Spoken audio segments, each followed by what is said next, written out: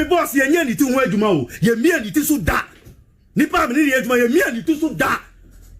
na sa nipa ye bia ni ti so man ko so nko contest election ni yakwahi me pese mo nyina mu hu se eye me na me wo ballot no so enye obia enti ebia obia ye ohi owo me campaign wo mo kasa tie Kennedy say Kennedy say bia bia ni tiri so mo kan emu hwan na abobra te say Kennedy obetima boa Ghana owo nsanu owo adwuma foforo betima anya bia ye eno ne ehia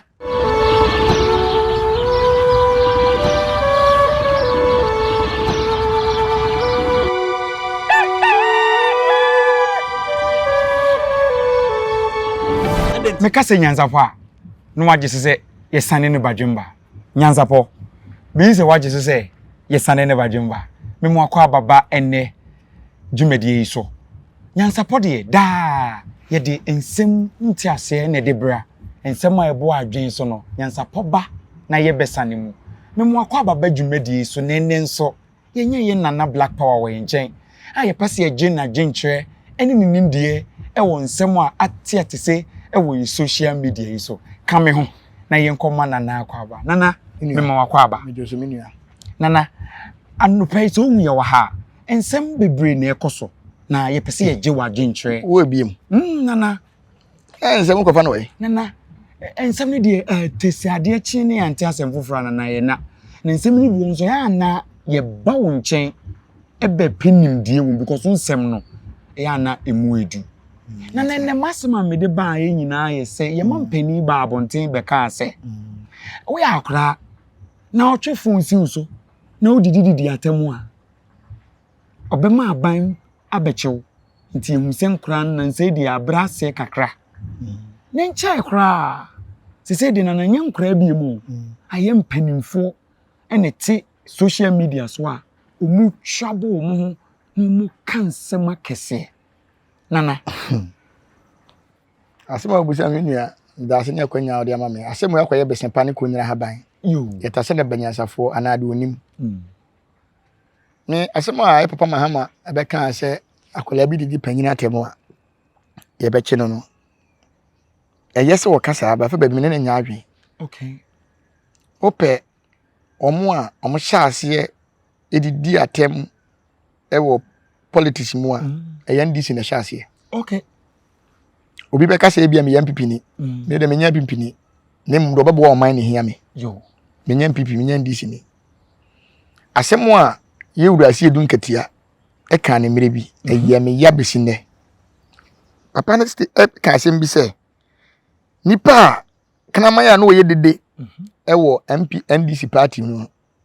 ya china shekeji so te sa asem na meten na ye papa JJ Lawrence yo eno ka asem na kire no fanda no oh okay on se atamre sitam no yo na JJ ha adwen pa no kasa bebre wo party no bumpa o kasa se ne fie hye ye kura na obeka political party na amwa ne ho nkro ne ba nti na o kasa bo party na chi obejaye kasa no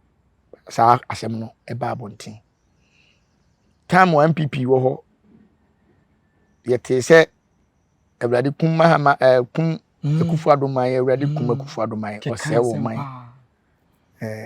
minwie ya nansen wo ye good board yi ai sami jamfi okay kan bi on say Ghana politics o man ne say a dirty game by enye dirty game ye be sere yenuanum politics sa propaganda na omde aba politics mu no omunyin film kontompo no kra ni kontompo se ana anya sana borofo no kire se propaganda kontompo a ene no kra se ase no kra so na nya no kra we are na so do ka o dey allege atom party bia obi okay nti se kasa twitwe ni be firi ho age se sankrofo na firi ho nti aden na omo a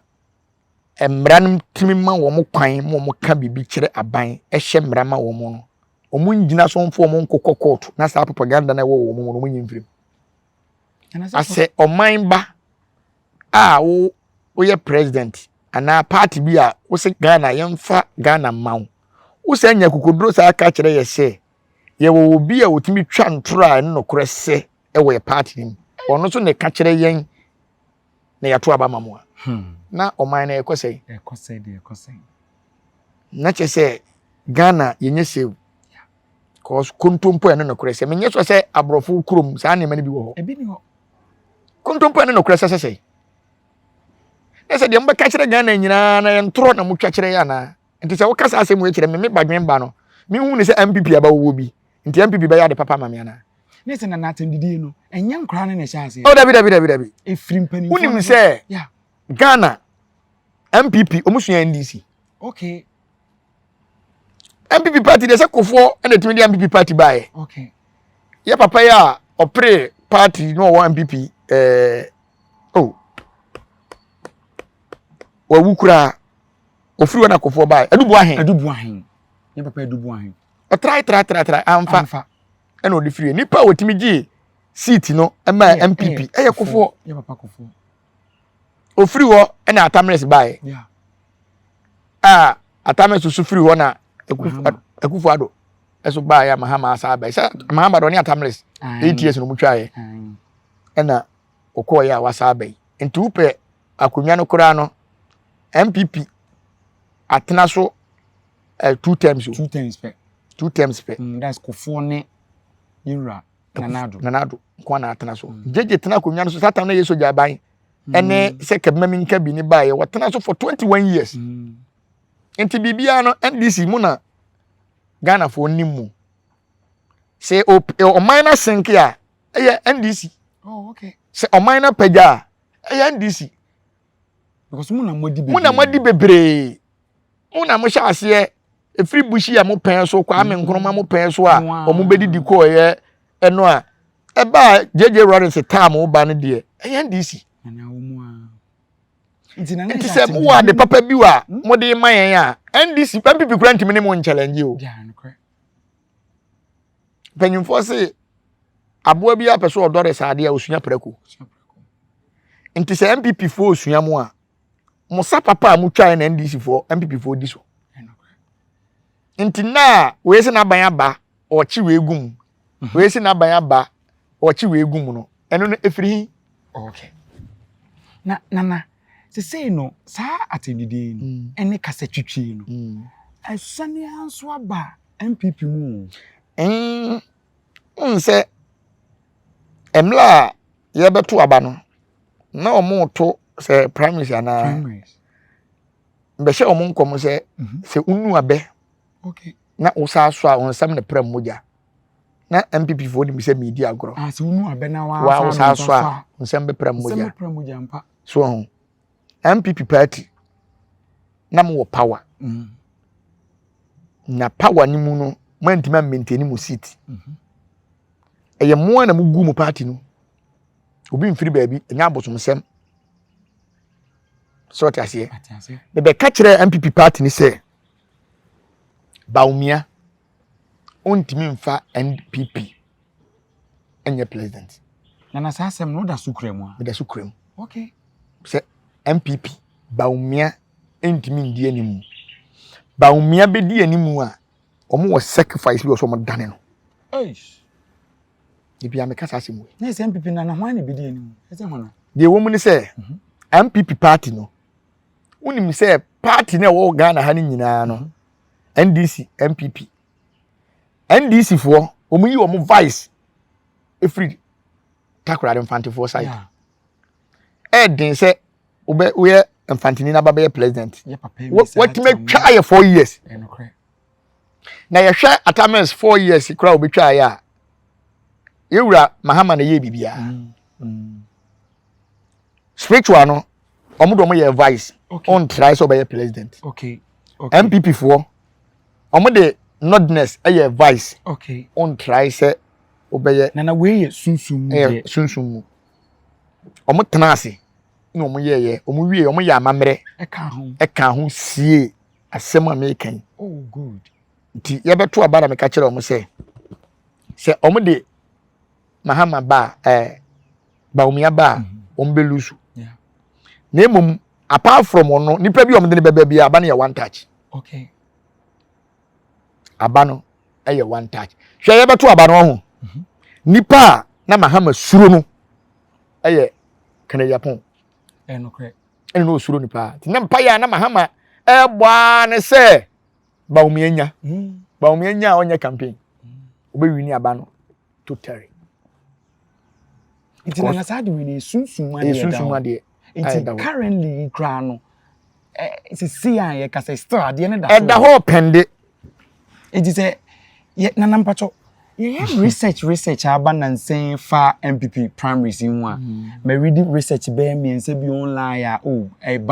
Baumia 57% Baumia be wini eno na to aba na say research eno na to aba na nto aba ba ye na eco school die ye de ye gina research so the take decision say bit say bia yetimi hwe say bia ekrum amom fo trotro ye 50% she ye omo to aba nyina na ye de Nyansapo de ya o ma di ho nkomwa time wa ye beto aba nyina me ka kire o say MPP da so da first okay omo ye omo tutu ye ya obe wi ni yo sesa nyina me bon mama ne say aba na sesa sesa ye so me sa ka kire o say sesa okay ka kire o say asesa so hwe aya na amanyofo no omo do omo re ahye asofofo mu okay sofo ntimi declare abatro sofo bia oba be ka se MPP be wini NDC be wini bia onye sofo me na meka me black na meka me mi so sofo bia o Ghana ha na Ghana agba sofo ni ha ina na ye sure o da be Ghana sofo ni ha asofo wa ha sofo ni Ghana ha sofo ebi ni Ghana ha nana sa wo hwe MPP for ensema ekoso ya nana so what steady ahwa wa to me radio station for etim bo Kennedy for nechi ema Kennedy side dey bia mai menia nana hwe Ghana ho e problem e problem pa on say ade na ekoso no yeah MPP for me so man e ha omo you sa o man hwe ya omo power baba ye den de ekono on say campaign obi e ka de ne team ba obetimi aye se me na se Ghana ha me wotumi se me fa president for a ana me mamo form so a wo be kire wunyuma wa japade a wo okay wunyuma no companies a wo a ye de Ghana man wa o mafum sika be ma me sire ye ansa na ye de tumi krata na ma se be pribi kura ye won krofo bebre wo Ghana ha mo be president ya ye hu o ma japade bia o okay me se ye wura kufu ado Ghana fo be kan se kufu ado wo sika na wo ko suku wa mfo trotro da wa anye se da ye te Ghana ha na kufu ado na woni company ba ko bi enim se kufu ado dia de ne enim atigo tigo company enso ewi atigo anya adwuma da so ti ase obi a mo se yemfa Ghana ma no unim se Ghana fo on ye wa humoburu bi se obi hu kire na unim se kufu ado mo ma ne se wa ko wa nya ya mfa ma na obewu owu e fa ho bai se kufu ado wu a me e fa me ho bai di obetuma Ghana ni ye ne hia me nya obi obewu unim sa wale akura se ohu oba hu mobo na hu be ma hu mobo ware na wo ye mistake sa e me ka kire ye hwe obi hu mobo mfanye unno na amane nko baby awade ye wodo obuo ni ntiase nti hu mfo bi hu mobo se ne ho akire ntimi fa ne mo nipa obefa ne se ne ho akire wo ne betua wo kabone nti sa omo kaseti Canada Japan ene wo a omo so kaseti aba omia nyansa be ne wom mimi hu ne se party ni mienu no se nyansa aba fom okay chema untumi station amanfo munyina munya MPP fo enti se mukura no mu na mu yi mu nipa na munya ntwusu ba ko a obi ye ne campaign atemdide ne firi hin ene ya bia obi tiri so ene ya ye obi sei sebe ya bia obi tiri so nti no sebe o yebodani ana na se obi akura nipa papa betuma ko bia otiri so a check uti obi akura otimi ko bia ni tiri so ko to memre eguri tirim ko ohuru ni tirim bia na dwem Ghana ha ya punu musia time futura kata aba otirim a otirim kwanye fi na abam enti no yale na mode bem se ya bia obi tiri so na obi yale enti no ontimi nya president ne ho nkro ne ba no mo pa Ghana ha mesi yemma kwan se enko hwe nkrofo adwen ka bo ho mama bodam ade ase wonum kasa kra chese wa bodam enti sa atemdide na wo de yemmu sase omo kasa tie Kennedy say Kennedy say be bie ni tiri so omo kan emu hwan na abobra te say Kennedy okay obi a mo si bie ni tiri so no enwuma be na wo enwuma adwuma be na wo bie wo Ghana ha wo ye bie njira na ono na ayale pen a wo hu de yale tie nti wo for company a opeso wo maye nnuro e wo Ghana unim say neg ace wo mo de wo Ghana fo ace wo mo de wo Ghana fo say ye de aduro ni free abrofu kuro mo ba ye ni machine bi a ye di 30 nti no asi agye ne de wo nkrofo na entina wo de wo focus an say ye pemampani a obi obetima bo Ghana owo sanu owo adwuma a foforo betima anya bia ye eno ne ehia enye die enye wo a yemfa ma ode en die ne yemfa ma wo unyuma bedi wachi yesi aboa de ntakra na bo hu aboa kro wadwuma wa bie ani kwan a wo fa so wa wunya usika be kire yan ne yemfa Ghana nhye wo nsa eye tie se de bia mabunu he me see so mbetie mi a omo fa Canada Japan ene ba omia enyina o se omienu na epre se de omienu na yi wo mo ho oh nana bibiri wo de asem na meka okay so omienu na di ka kwa ye ko pantoko ye nyina ba ye fa ba omia nyina ho Canada Japan oye common MP onye vice president da onye MP da minister da na mom oye common MP na asemfosu common MP na yemfa ba omia so nyina ho na yenkali wo mo bia mfa na adwuma mra adwuma wa bie company wo yemfa mla wo a wo de do so che wo yonko no ne ye de amawo enye wo de Ghana aduru no ye mpese wo bi ni sika enti no won sa mesesa Ghana sika wo da bi Ghana ya bre Ghana papa me say sa ne ma na ye kwaso Ghana ha no abloni krom wo ye president na aban sika fa so ye chewoje age wo japade why na Ghana wadi Ghana sika ye tuma chene da why yo mimu sika o mudi di ye nya andi sitam why ye che no ndi sa che ma untumi o mudi ne kwa court ye de ne fa ha ye de ne se ya me hunu se ne firi na ehun asem no me pese me busa ho nso ho asem ne hye chama untumi na ye de ne kwa court enra ye de ne kwa court ma ehun sen chama untumi hwe Ghana yemhwe ne mpa asem bi nka aduru time say wo sempanyfo ye bie o madwirim kana chama untumi o ye MP o ye minister onye minister nipa no wo ye common friends chairman keke o national chairman for Central Region onye bem o ye chairman keke ye to ba wi oni post bia enti e de mutim man kwan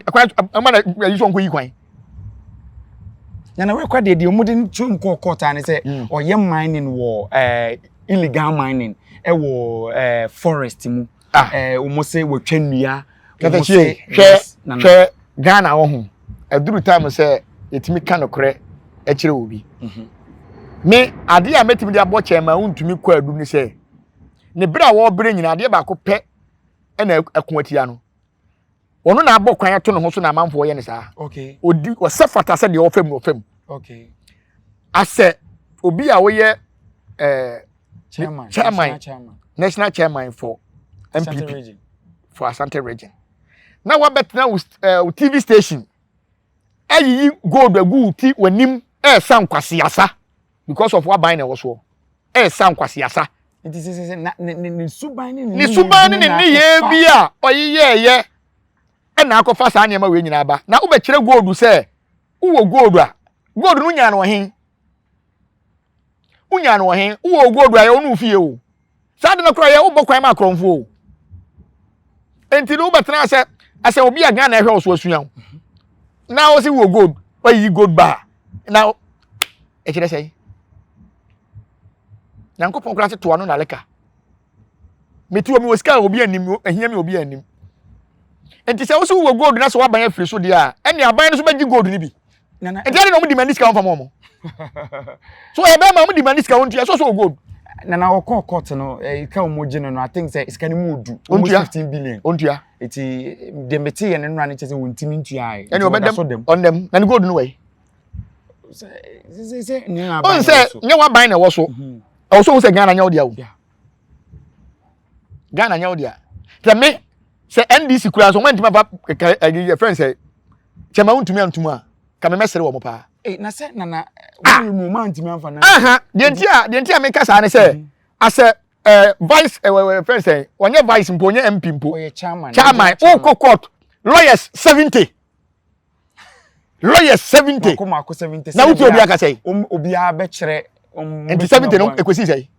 ekosi man be opie ya na omosan enti 70 Ghana ha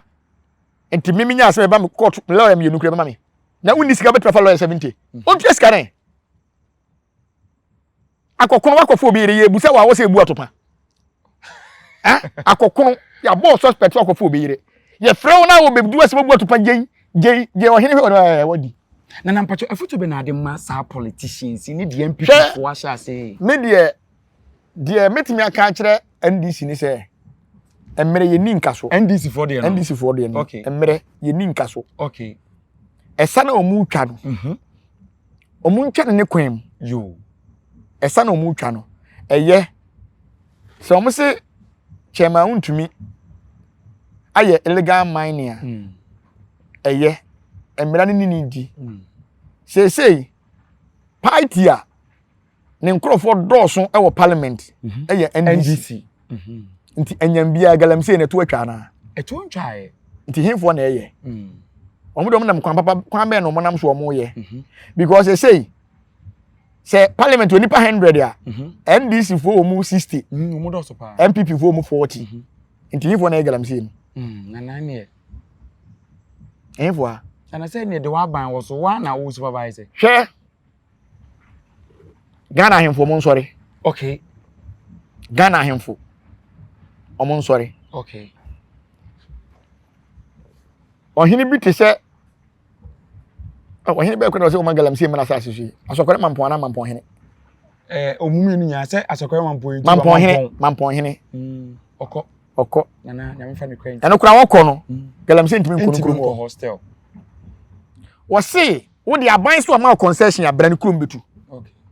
minim de ɛkɔso ahemfo retirim Forest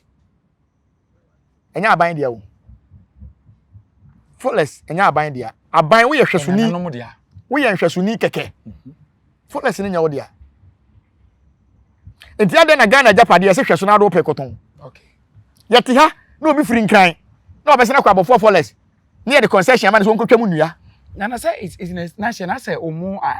akunta ben na aban ne de Forest ama obi o ma ya akunta kire Ghana da ben na aban bi so le say Ghana ye be ya akunta akire mo say ye afini nyina sikase de nya na 4 years ni nyina no ye nya sikase ni ye de kase ye tua senti Ghana de kase aban bi aba sika ni ho aban bi aba sika ni ho ala youth ni yagimi youth ni yagimi ana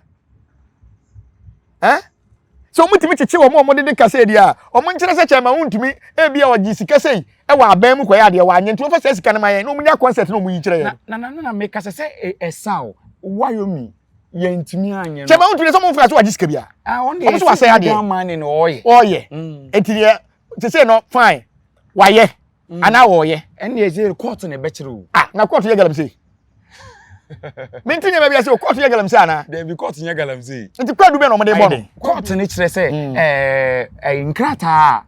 wuntumi de ye adwuma no ono so de ama obi a onupa kron so de ye adwuma na nkrata na ye fogira na nde court na ye mintinya bia se chema wuntumi se okuta krata a wo de ye adwuma small scale mining dia aban na ye ma no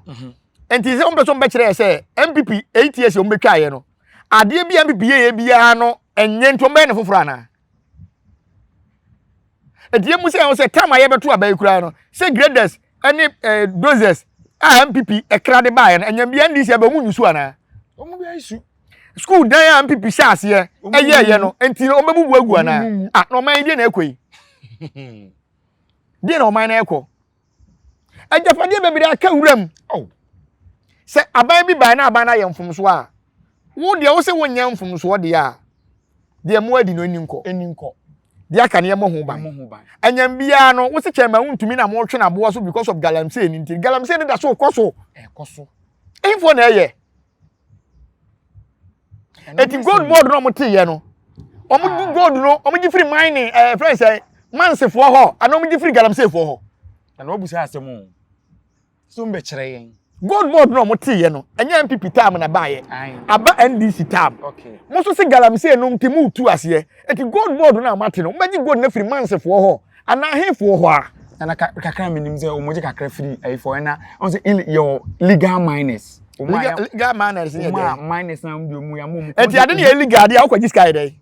dey o ma bribe dey o je bribe ye tu hom nyina kodam ade na illegal akwaji gold wa mo na di gold ne ba wa mo na unya gold no wai uso say ade na illegal utu ase enti no tie o pese otu galamsey na se dia obi obehu so okura gold bi achi no onya no wai no nkyere ba bi onya no when they prove ngrata na ma wo mo ye tie Ghana China for to gold ya djuma o judgment wo high cash China for na ye e blessing ese nkrofo dan dia na aban na timaka ohini bi kura ho galamsey excavator ba ku wura ni kurom a waji 50 million asa na excavator na wura ni kurom e ko no ekotu nsuo na ekwan yesempa na wo hiti na wo hiti hwe ya aduru time se ye kan nokure kire nipa galamsey no me black power say omuntimi ntu ase ye da na wo say galamsey me say galamsey omuntimi ntu ase ye da na yenso nyina besa yo he katachie ye wonyansa okay ene wonyansa sie betu galamsey ase a manse ye wo Ghana ha nyina yen stop no munkom krom okay yan hwe kwan manse wo so kwan papa be na manse ne ye ko manso ko ebuase ko dunkwa ne patam takwa